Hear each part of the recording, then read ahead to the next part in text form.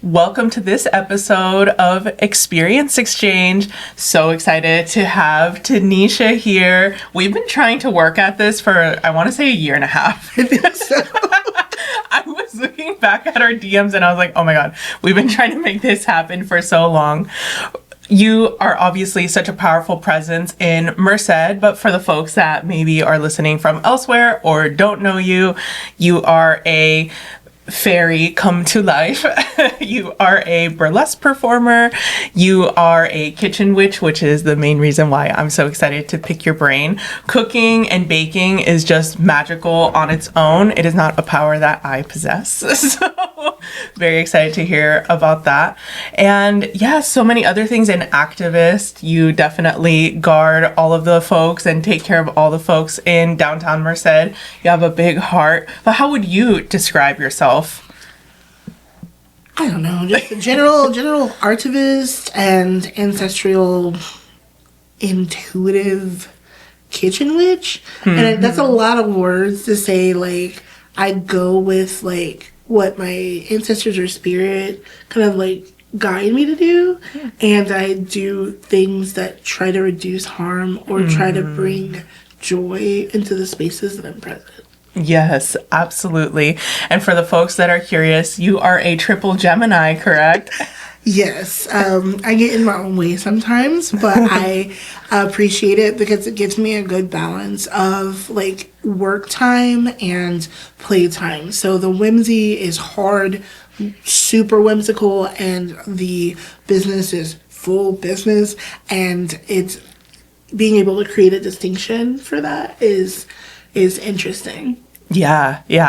With Gemini folks, they have so many different ventures. Like, they are so good at so much that maybe some folks know them for, like the cooking and the baking. Some people know you as the burlesque performer. And actually, the day that we're recording this, you have a burlesque show tonight.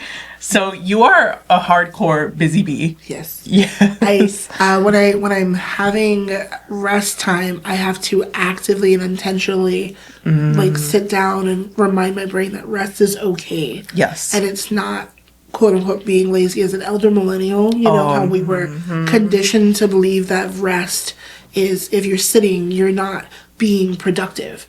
So I have to actually actively like remind myself that it's okay to engage in rest. It's radical restoration. Yeah. It's radical self-care. Yeah, I love that you have chosen that for yourself. But for a long time, for about 12 years, you were a bartender at the Partisan. That was one title that I forgot to mention of all of the things that you do. So yeah, you're always seen in the morning or at night walking up and down downtown Merced. Yeah, I was there for a long time. I worked for that company between both their bars for about 14 years between both. And it was great and it was wonderful, and I got to meet so many cool people in downtown, and I made friends that are now family, and it was a good experience. But recently, I just kind of decided that I needed to focus on my own work and my own company, and doing more art that I'd like to do, and also engaging in that radical thing we call rest, because I wasn't taking full care of myself, and it was starting to kind of show in how I was engaging with people. And I don't really want that to ever be something where I'm not my full self when I'm presenting to people.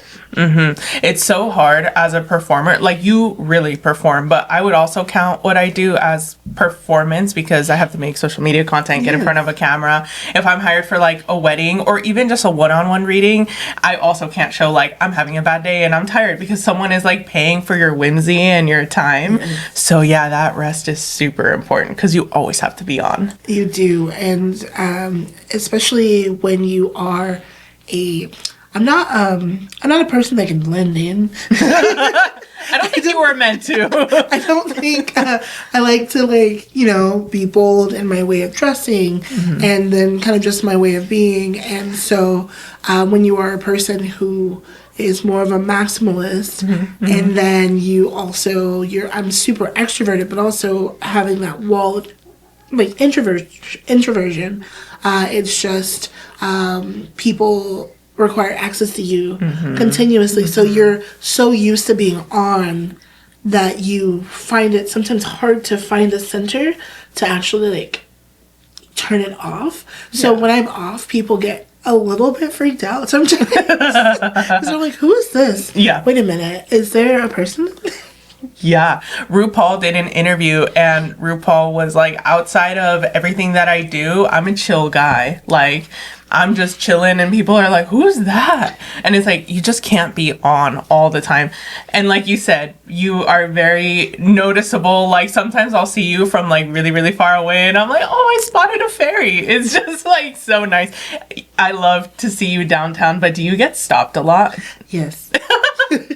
I do. I usually will put on headphones on days where, so I'm an ADHD human. Oh, okay. I'm an ADHD human and have some other like neurodivergences. So, because again, I'm ostentatious and I'm very bold and big, people forget. Yeah. They forget that, you know, I am neurodivergent, and sometimes the neurodivergence is neurodivergenting. And so on days where I just can't interact with other people, I will wear headphones to the grocery store, to going out and about. And so it sometimes, not all the time, gives a social cue of I'm not necessarily accessible right now. And I find that it's a little bit easier of a social cue if I'm wearing my earbuds versus my headphones. It's different. So I have these really, really colorful headphones on specific days where I'm like, I don't want anybody to talk to me. Yeah. And they have these light up cat ears on. Cute. And they're big. And so I'm just like, you gonna see this. You're gonna see that these are on my face and I do not want to talk to anyone. Yeah. My go-to is sunglasses. Even like inside the grocery store, people are probably like, who's this douchebag wearing sunglasses at the grocery store? But that's almost like my energy protection. Like, do not talk to me. I don't want to be interacted with. There was one time that we had, I think, a 14-hour flight from New York back to here. Because there were layovers and delays and these things. And then we had to take our dog to the groomer early. Again, we were expecting to be here way earlier. And I looked so raggedy. And the person that I gave my dog to, she was the receptionist, and I've never met her. She's like, don't you have a podcast? And I was looking so beat up and dusty. I was like, no, I don't want to be recognized right now. Don't perceive me. Yeah. Do you feel the pressure of like, I can't leave the house looking a certain way? Yes, but that's not specifically likened to Merced. I am a Southern Black lady, like a Southern Black femme. And so growing up, it was you put your face on to go out, and you know, so one time I tried to go out in my pajamas. And I was about to cross the threshold, and my ancestors were like, girl, you better turn around. And so it's like that ingrained at this point. So like sometimes I'll go out. I've started letting myself be able to go out and like, you know, something that's not necessarily dressy. But for a very long time, it was no, you put your face on to go out into the world. And it was a thing, but it was also, it's kind of historical. Like Black folks historically, you know, if they were not kempt or they were not put together, they were not taken seriously. So it was kind of a guard, a fail-safe, so that when you went out or you went to the bank or you went to the grocery store, that you would have less of a possibility of being hassled. And so it was passed down that, you know, you put your face forward, you put your face on, you put your clothes on when you go outside. And it was kind of a safety measure for a long time, but now it's just something that's ingrained in my brain. Absolutely. Wow. I know we talk a lot about racial disparity and just as much social justice themes as we can on this podcast, where it's like you can't whimsy your way out of oppression. You can't whimsy your way out of like racism. And it's so true. So thank you so much for sharing that context. And it makes so much sense in my day job. all my Black coworkers are always dressed to the nines, and it's part of that. It's for that protection. And you said you heard your ancestors be like, "Nope, you're not leaving the house." No, you better go and get some kind of clothes on. Because I was like trying to go out and just like, you know, I have maybe like maybe 2 pairs of sweatpants, and they're not like actually sweatpants. Like one's a set, like a set from another show human. Like they made it, so it's like little like fashion set. So it's not actually like sweatpants. And then I think I have one that I stole from my partner, and those are explicitly house pants. It's like I'm just having a cozy, comfy day, and they have a drawstring, and I just pull that drawstring tight. Yeah, it's like let's go. Oh, I love that you do have some comfy stuff for your house. So let's get into the ancestral intuitive kitchen witchery stuff. So a lot of folks that are good at cooking, baking, they always say like, I learned from my mom or I learned from my grandma. So who did you learn to cook and bake from? Okay, so I learned from like age 5 how to cook from my mom. Wow. Yeah, so it was like, Mom, I'm hungry. And she's like, here's how you cook an egg. You know, I love that. And it started with the egg, and then I just like learned here and there. And so even when I was little, I'd be like shelling beans, or you know, like cutting up sweet potatoes or peeling something. And I was always in the kitchen. And in the South, in Southern United States, especially in Black homes, it's also, you know, in other homes, but specifically from my experience, food was like life. It was death. It was happiness. It was sadness. Every major event that I can like remember from a younger age, there was some kind of food involved. And it was, we were making food, we were taking food to someone who had had a family member pass away. We were at a picnic for a potluck for church. We did fellowship after church. You know, we went to somebody's house, so we took a dish. Somebody was bringing food over. You know, we went down to the market, like we went down to the fish market, picked out our seafood, because I'm from the coast, so we could like get fresh, like, oh, I miss Atlantic seafood. You know, and so that's how I grew up. Food was kind of our lifeline. It was very connective. It was community. It was togetherness. When we were going through like even negative times, it's like I'm snapping beans and just upset. We're talking smack, you know? And so it's like everything has tied to food, and it's been like a very good vein of connection. Even to the point where I don't have a tendency to show up if I'm coming to visit somebody, if I'm going to do something with somebody, if I'm going to go perform even. People think, oh, you're just trying to show off.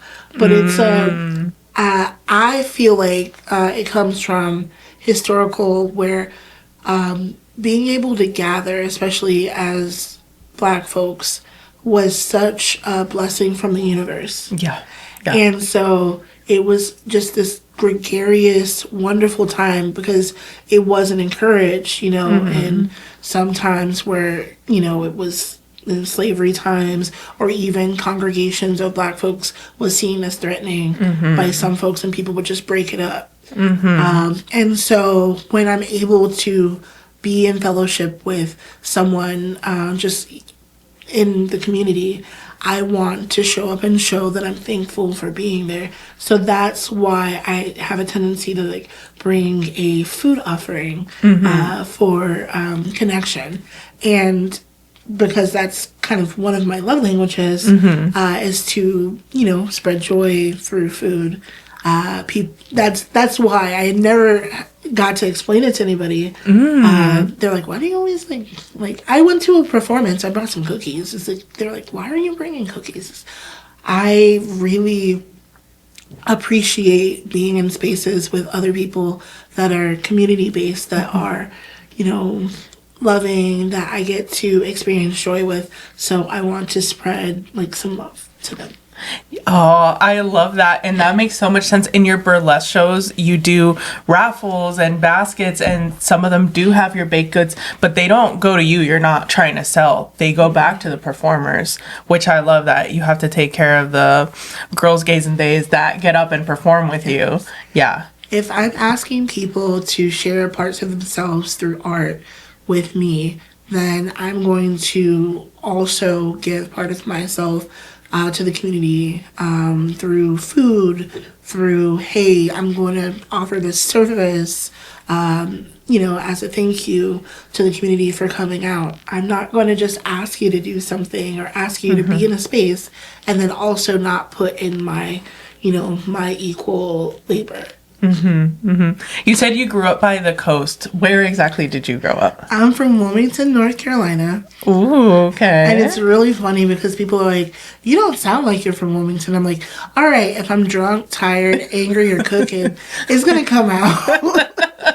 And actually, I was talking to somebody the other day, and I was like, I actually practiced a transatlantic accent growing up. Because because I was a theater kid, and I was told that I couldn't really, I couldn't sound educated if I sounded country. That's horrible. Yeah, and so you get told that, like, your diction isn't right, or how you're saying stuff isn't okay. And so I was an English kid, and I was a theater kid, and so you kind of, there's these microaggressions, these really, like, insidious ones, and for Southerners, like, their natural way of speaking, their turn of phrase is seen as unintelligent. But then when white people do it, it's cool. It's slang. It's hip. Like, that appropriation of language, yeah, it drives me up the wall. So I can only imagine you, a true Southerner, who was told you can't speak the way you do. Wow. Yeah, it's like, if you go out and you sound like you sound, no one's going to take you seriously. Wow. So I have started kind of unmasking significantly more and letting some of my natural accent out more, because I was holding it for a very long time. But now, because I've been holding it for so long, I have a weird mix of DC, North Carolina, and California all squished together. So I'm a southern East Coast Valley Girl sounding person at this point. Oh my goodness. I love that. I mean, it shows your trajectory. It shows your journey. And something that I struggle with a lot, and maybe a lot of newbie cooks struggle with a lot, is seasoning. How did you learn to season? Or is it literally your ancestors being like, that's enough? It's literally for me. I grew up, like, we didn't have measurements, like, really, like, when I was taught to cook. We had, all right, so you got a palm's worth of this. You got like a thumbnail size of this, like a pinch of that. Okay, get some of that over there. All right. Okay, that's good. That's good. Okay, no, that's a good. All right, we're all right. Stop. And so those were the instructions. That was the instructions. That's how, like, I'm seasoning some chicken. It's like, keep going. Keep going.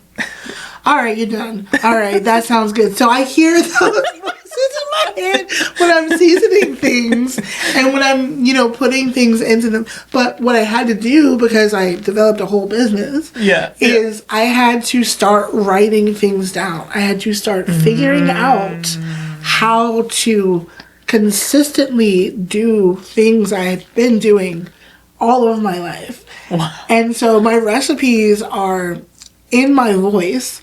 So my voice is like a little sarcastic, it's like, all right, making biscuits. It's like, we're going to put this in there, we're going to put this, you need about this amount of that. All right, so for the butter, you're going to squish it.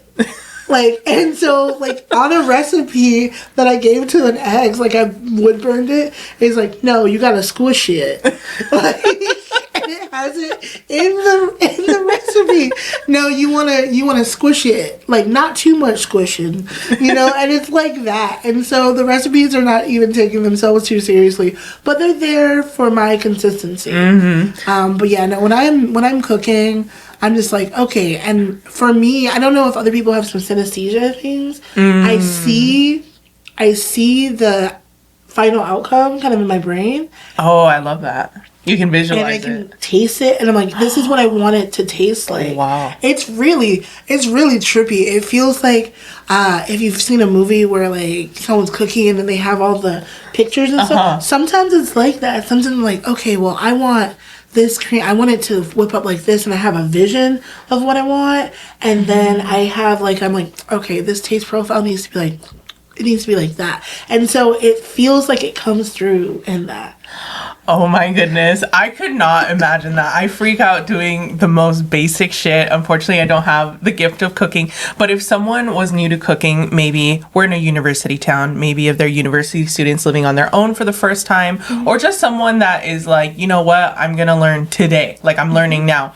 What are your top 3 tips for a new cook or a new baker, a new person in the kitchen, period? Okay. So you get a recipe.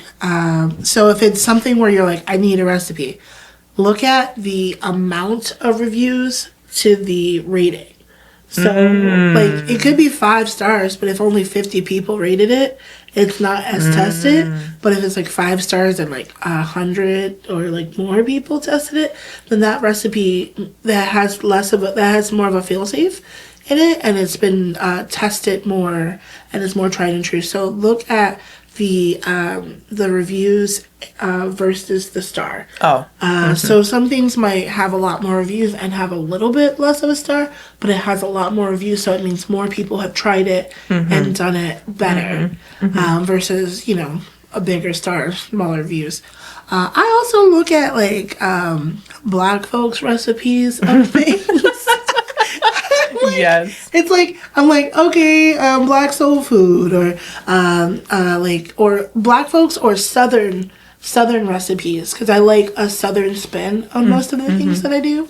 So if you look at like Southern baking recipes, or Southern, you know, even Southern Asian recipes, like it's really, you might get Southeast Asian recipes if you look up Southern Asian recipes. So I would suggest saying Southern American, you know, recipes.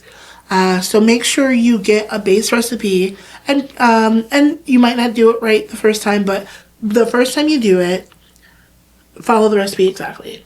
Okay. And then the second time you do it, because you got to do it like 3 times minimum. The second time you do it, maybe like, ooh, I liked it like last time, but maybe I want a little bit more garlic. Okay, well, I liked it last time, but maybe I want a little bit more vanilla. Or I liked it last time, but maybe instead of vanilla, I want raspberry. So then you have a base recipe, and then you kind of start to deviate from that after you've done it 2 times. That's really good advice, to try it multiple times as the recipe states, and then make your own tweaks. Yeah, because because cooking can be intuitive once you realize that the baseline is, it needs to have a balance. It needs to have like certain acidity and certain like, you know, viscosity and different things. You don't want too salty. You want a balanced palate. You want things that are well-rounded on the tongue. We don't want too astringent. We don't want too sweet. And for certain cultures, you don't want too sweet at all. If a magic genie chef were to appear and say, I'm going to cook for you, what foods do you like? What flavors do you like? Like, what is your perfect meal?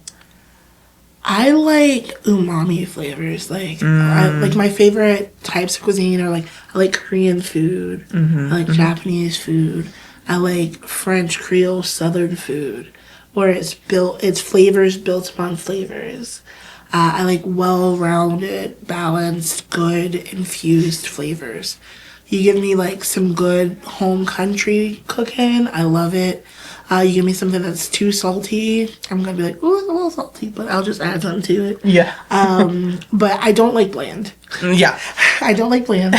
So anything that is well infused and well balanced and warming. Yes, the complexity of flavors, gotta have that seasoning. They also either need to have studied or have that ancestral intuitive knowledge of just sprinkle just enough. So no under-seasoned food for Tanisha. All right, when we come back from this ad break, we're gonna dive a little bit more into the spiritual side of her cooking and baking. We'll be right back. Today's episode is brought to you by us, Kythera Collective. If you've been vibing with the energy of the show, then you're going to love the Kythera Club over on Patreon. It's a space that I built for the cosmic, the curious, and the slightly chaotic. You know who you are. With 3 delicious tiers to choose from, we start with the chocolate level at $4 a month, which gains you access to weekly horoscopes and the exclusive Unhinged podcast, where I say things that don't make it to this main feed. It's sweet, it's spicy, and it's just for you. Next, we have the café level at $7 a month. This is where things really start to get cooking. You'll receive access to exclusive workshops, monthly virtual hangouts, and a private Discord community where you can chat directly with me and receive exclusive behind-the-scenes updates. It's magical, cozy, and a little unhinged in the best way. Finally, we have the tequila level. This is the VIP lounge. At $25 a month, you'll receive everything from the previous tiers, plus a personal 15-minute one-on-one session with myself or David each month, and discounts if you want to extend the session. It's a whole vibe and a powerful way to receive personalized guidance. So if you've been laughing along with us, crying, or rage screaming in agreement, come hang out with us at the Kythera Club. Head over to patreon.com/JenCalo and choose your tier. If you want to sponsor an episode and advertise with us, go to our website, www.jencalo.com. All right, now back to the show. Welcome back. So I often compare astrology to cooking, and I'll explain how. So some folks study astrology on their own hardcore, and they master it, and they are a professional astrologer. They just don't have a certificate from somewhere, versus other people don't know anything about astrology and learn everything in school, and that's how they become a professional astrologer. So both people can provide you a service. With cooking, some folks learn at home and they can make you a tasty dish. Some people never learned at home, but they went to culinary school and they can make you a tasty dish. So definitely you learned growing up, but did you ever go to culinary school? I did. So the thing is, I was doing some of the foundational things that I actually learned in culinary school before I even knew what the name was. Oh, wow. We were making roux, and, you know, for foundational sauces, we were chiffonading, and we were small dicing, large dicing, all the things. We were making these cakes that it seemed to be magicked up, but they had names to them. And so these techniques that I was learning from, you know, my mom and my aunties, and like from recipes that I was given, kind of written hastily on some paper and stuff. I was doing these things, and then I decided I went to my undergrad first. Okay. I did professional writing and sociology. Where'd you go? I went to Western Carolina University. Okay, nice. It was in the valley of the mountain. I didn't appreciate it when I was there because I wasn't really like an outside girl at that time. I was like, I'm indoors. Indoor cat. I was an indoor cat. And so when I think back about it, I woke up and I was in the valley of a mountain, and it was really clean air. And it was awesome. We were some of the first like kind of really ingrained classes of Black folks, because they didn't have as many Black students there. Really? Wow. They had some, but like we were kind of building connections, building communities, and now they have significantly more. But when I was there, it was slim pickings for that. So it was really interesting to build community with people who I might not have interacted with, but they were also from other Southern backgrounds. But yeah, so I was doing these things, and I went to culinary school after my undergrad. I was like, what do I want to do? I was going to go and get my master's in food sciences, actually. Wow. And I was thinking about it.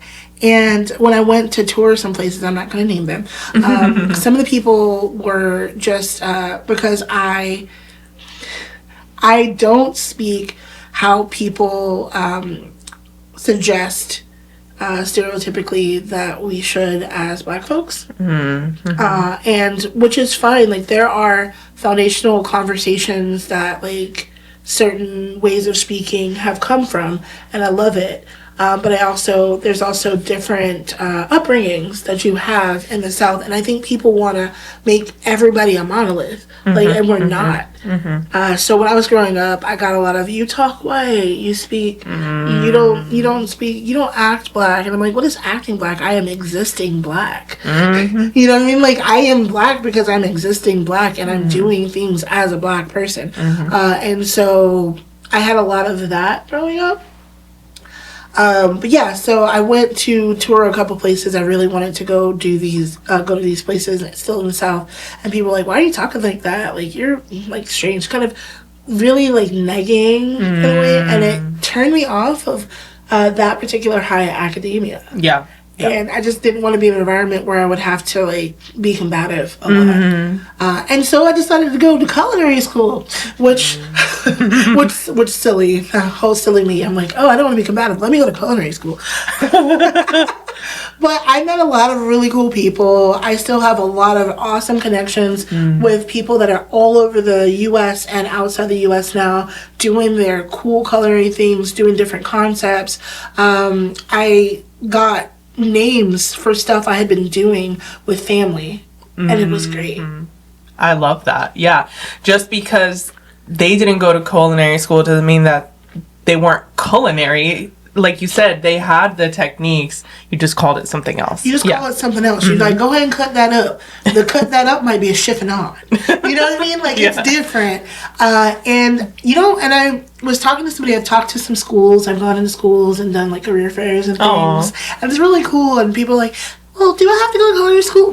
No, you don't have to go to culinary school. Period. You can if you want to. I wanted to kind of hone in some stuff and figure out some stuff. I like knowing the origin of things, and it helps me put things in places. But I have friends that I've worked in a kitchen since I was 15 years old. Wow. I worked in kitchens since I was 15 years old, and I could have just like kept at it and just been knives in fire forever, but I wanted to do different things. And the fun part about culinary is every path is different. You can do food sciences, you can do in kitchen work, you can do catering, you can do, there's so many avenues that food can take you into, and it doesn't have to be one size fit all. So if it's something where you're like, yeah, let me go to culinary school, great, do it. I suggest, like, locally, Columbia College actually has a program. Very nice. And they have a really awesome culinary program for significantly less than some of the other schools. All right, hot tip. Good to know. Good to know. If that is your path, go there. So how do you prepare your energy for when you're starting to cook? David, when he cooks, because he is the cook of the family, he's like, get out of my kitchen. You, Lucy, our pitbull, everybody get out of my way. So he prepares his energy like that. And cooking, baking is already so magical, but you obviously actually do some spiritual, intuitive work. So take us through your process. Okay, it depends on if I'm making savory goods, baked goods, or tea. There's different process if I'm doing any of those. If I'm doing savory items, I put on either the most ratchet music I can, or like some kind of listening podcast type thing, and I put that on.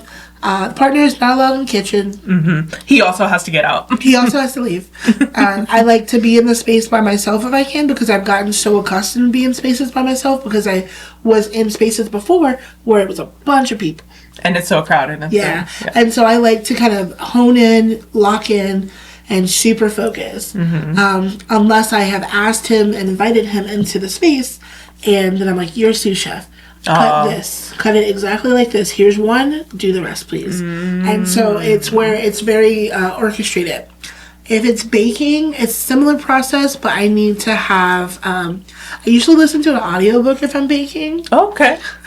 Usually romance. And then kind of I can't cook or bake if I'm not in a good mood. So if I'm having a bad day, or if I'm having a day where... something went down, I need to sit down, I'll give myself a nice snack, I will refocus and actually direct my intention, because I do believe that you put your energy into food, and when you're giving it to people, you don't want to like have that negative energy in that food. Yeah, in Spanish we say like don't cook right now because you're gonna make it too salty or too spicy. We believe that if someone is in a bad mood, they're gonna make something too salty or too spicy. So you also believe that if your energy's not right when you're making something, it's gonna not be great. Yeah, if I'm in a bad headspace, I also have a tendency to forget things. So if I'm upset or something, you know, maybe I'll forget to put baking powder in a thing. Yeah. Or maybe I'll forget like a process, and it's not helpful because then it's wasted product. So in a logical sense, it's okay, you are not keyed in, you're not locked in, you're not focused. But on a spiritual sense, is also I don't want to put whatever this weird energy is into something that I'm giving to someone. And especially because I deal with a large selection of the general population, I don't ever know who's going to pick up my goods. So when they eat it, I want them to be like, oh, this is calming, like this is some centering, this is some magical energy that I'm ingesting.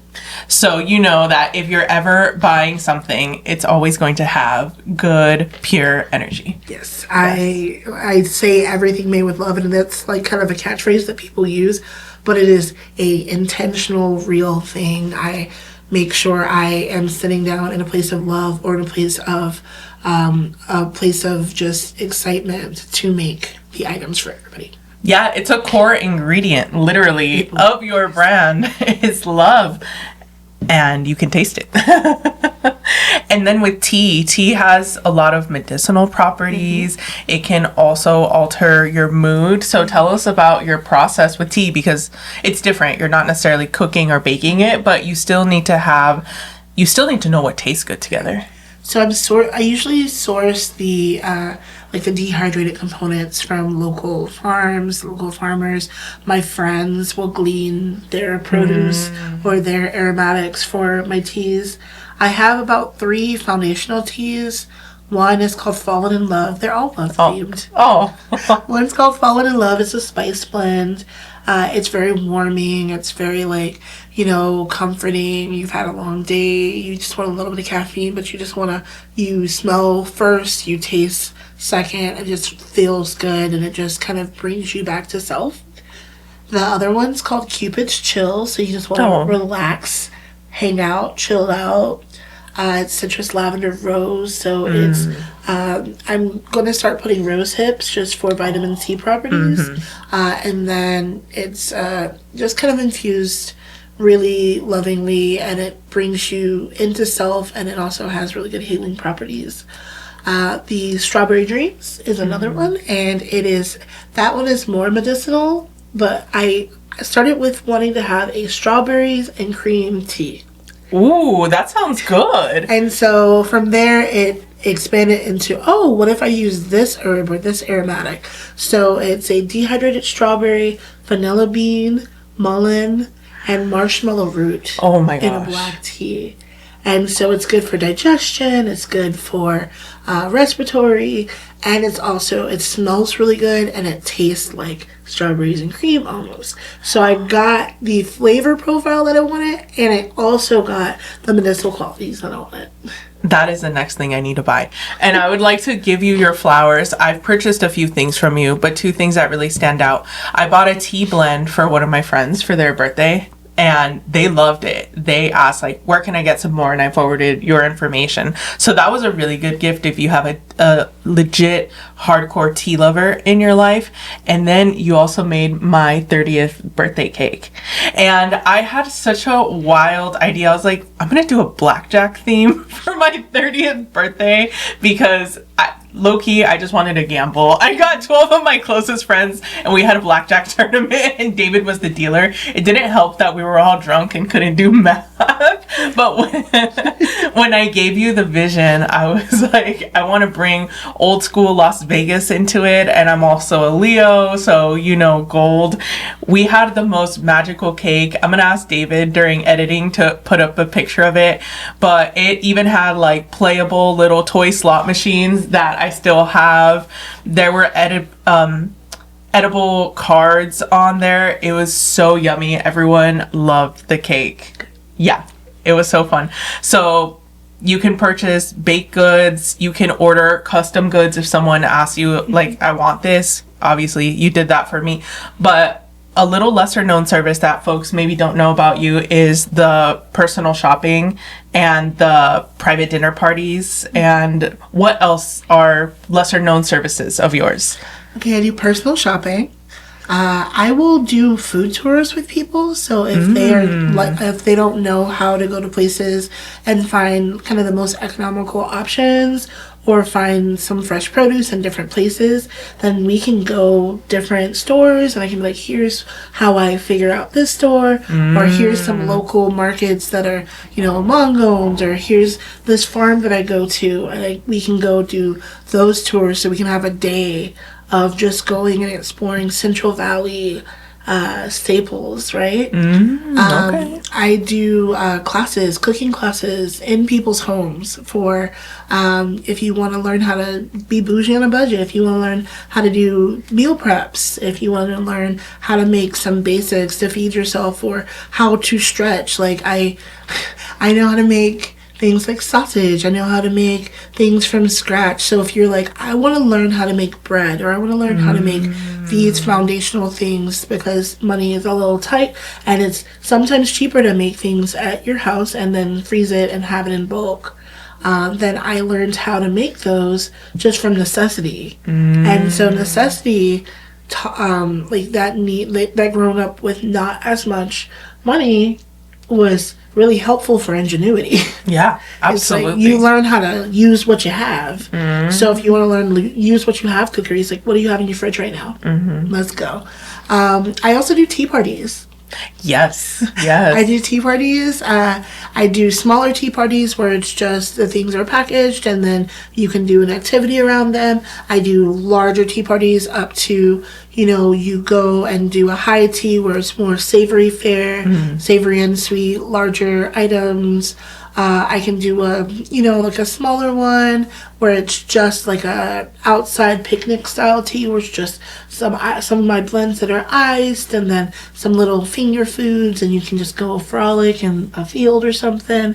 I will pack picnic baskets for people. Wow. So I do a lot of different things, and if there's something food related that you get a lot of hair about and you're curious about it, and people can ask me and I can do consultation.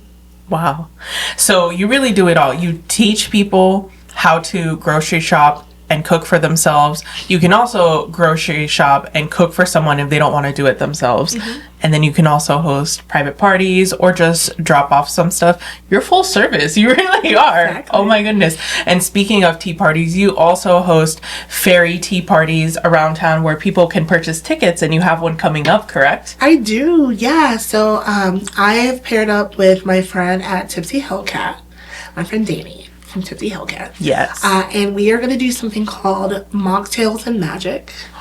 Ooh. And it's because we're both kind of like whimsical and we're both kind of witchy, and it works. I'm a fairy witch, and then Danny's their own brand of alternative witch. And I want to start creating more spaces where it's not necessarily alcohol focused, but there's still an environment that you can come and gather and have a really awesome time.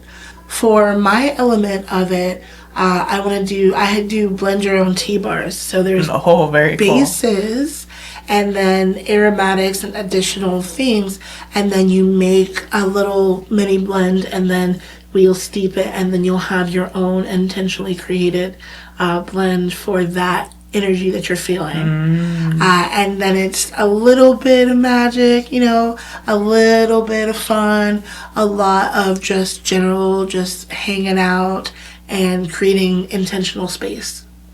I am definitely going to purchase a ticket, so I will see you there. I will have all of your contact information in the show notes, so if you're in the Central Valley and need anything food related, you have Tanisha right here. Don't forget. Thank you so much for coming, sharing your whimsy, your knowledge, your love, your energy. Thank you for having me. Yes, absolutely. Okay, everyone. Well, purchase tickets. I will see you there, and we'll see you next time. Bye.